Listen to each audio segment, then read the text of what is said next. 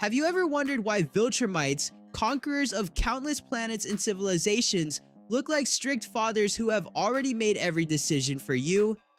Why do all male Viltrumites wear mustaches? What's behind this unusual tradition? As you're watching, think about it yourself. Why would an alien warrior empire be so obsessed with something as simple as facial hair? When you first enter the world of Invincible, you encounter a brutal empire where mustaches are not just a style choice, they are a symbol of strength and maturity. Each of these men carries the presence of a perpetually disappointed father, someone whose expectations are impossible to meet.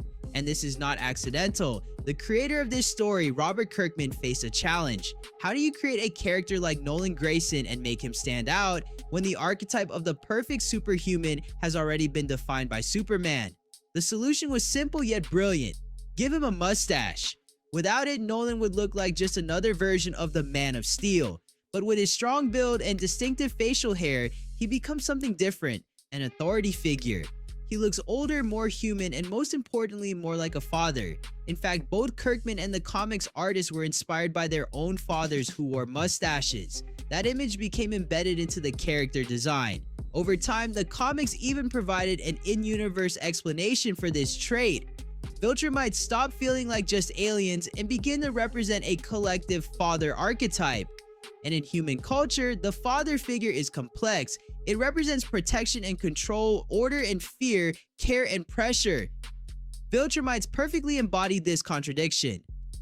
They are not just stronger than others, they behave as if they have an inherent right to rule. At first glance, you might assume that mustaches are simply a biological trait, but the lore contradicts this. Female Viltrumites do not have them. The styles vary, and most importantly, they can be shaved. This detail changes everything. Mustaches are not a biological necessity, they are a choice. And when everyone makes the same choice, it becomes culture. In Viltrumite society, the mustache functions as a ritual. It marks a transition.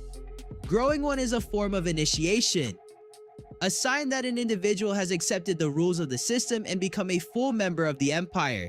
It's similar to a military uniform or an insignia. You are no longer just an individual. You are a representative of the empire.